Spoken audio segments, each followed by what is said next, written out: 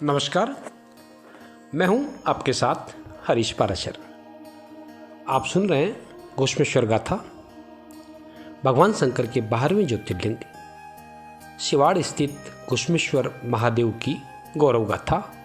अब तक आपने सुना कि महमूद गजनवी ने किस तरह से 1000 साल पहले इस मंदिर को जमींदोज किया और उसके बाद करीब 1 सदी तक ये मंदिर लोगों की नज़रों से ओझल रहा।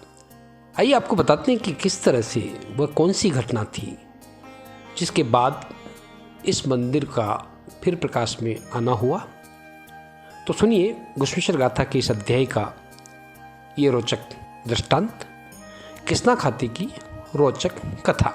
महमूद गजनवी के आक्रमण के बाद ये मंदिर करीब 1 सदी तक लोगों की नज़र से ओझल रहा। भगवान भोलेनाथ के पुनः प्राकट्य की कथा भी इस पवित्र स्थान पर घटी इस अलौकिक घटना से जुड़ी है। और ये जो घटना सामने आई उसके बाद मंडावर के तत्कालीन शासक शिववीर सिंह चौहान ने यहाँ फिर से मंदिर बनवाकर फाल्गुन कृष्णा 13 सोमवार संवत 1179 को मंदिर के शिखर पर कलश चढ़वाया। इससे पहले विक्रम संवत 1177 यानी 1120 ईस्वी में ये रोचक घटना हुई। कहते हैं कि समीप के तारापुर गांव के किस्ना खाती की गाय खंडहर के बीच जंगल में तब्दील हो चुके इस इलाके में चरने आई थी, और जब ये चरने आती थी यहाँ तो स्वतः ही उस स्थान पर आकर खड़ी हो जाती थी जहाँ ये ज्योतिर्लिंग था और वहाँ अपना दूध विसर्जित करती थी। रोज गाय को दूध विहीन घर आता देख एक दिन किस्ना कुल्हाड़ी लेकर गाय के पीछे पीछे चला आया, ये जानने के लिए कि गाय का दूध आखिर कौन पी जाता है। गाय को स्वतः ही दूध विसर्जित करते देख विस्मित किस्ना को ऐसा लगा कि कोई अदृश्य शक्ति शिला के अंदर मौजूद है। जनश्रुति है कि किस्ना ने उस शिला यानी ज्योतिर्लिंग पर आवेश में आकर कुल्हाड़ी से प्रहार कर दिया।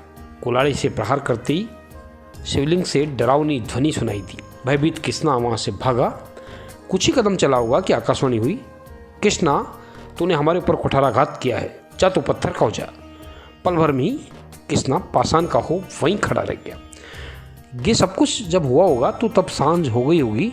किस्ना की गाय रंभाती हुई टापुर पहुंची और उसकी पत्नी जानकी का पल्लू पकड़कर खींचने लगी। गाय को अकेले आई देख अनिष्ट की आशंका से ग्रस्त जानकी ने ग्रामीणों को एकत्र किया। देवगिरी पर्वत की तलहटी पहुंची तो अपने पति को पत्थर का देख विलाप करने लगी। पुराने अभिलेखों से पता पड़ता है कि टापू कोई जमाने में विद्वानों की नगरी थी। ग्रामीणों के साथ साथ इस घटना स्थल पर पंडित भी पहुंचे थे और पंडितों ने अंदाज लगाया कि हो न हो ये वही जगह है जहाँ ज्योतिर्लिंग था भगवान शिव का, और गजनवी के आक्रमण के बाद ये ध्वस्त हो गया था और ये मंदिर संभवतः इसी जगह रहा होगा। भगवान घुश्मेश्वर के कोप से ही किस्ना पाषाण का हुआ होगा, ये पंडितों को मानना था। समूचा वृत्तांत जानकर किस्ना की पत्नी जो विलाप कर रही थी उसने खुद का भी जीवन अंधकार में जानकर उसी कुठार से अपने सिर भगवान को अर्पित करने के लिए उद्यत हो गई, उसी कुल्हाड़ी से जिस कुल्हाड़ी से किस्ना ने ज्योतिर्लिंग पर कुठाराघात किया था।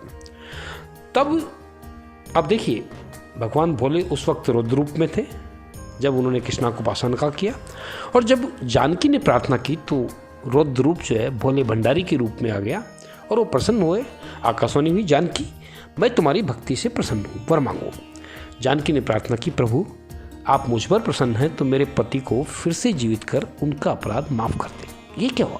थोड़े ही समय बाद लोगों ने देखा कि जिस स्थान पर किस्ना पाषाण का खड़ा हुआ था वहां से वो ज्योतिर्लिंग की ओर चला आ रहा है।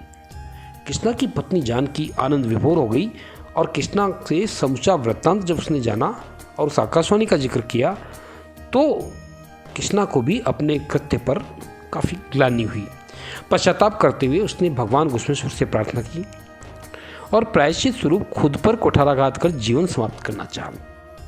तब फिर आकाशवाणी हुई, किस्ना तुमने मुझ पर कुठाराघात तो किया है लेकिन अब मैं तुम्हें क्षमा करता हूँ, तुम अब अपनी इच्छा अनुसार वर मांगो।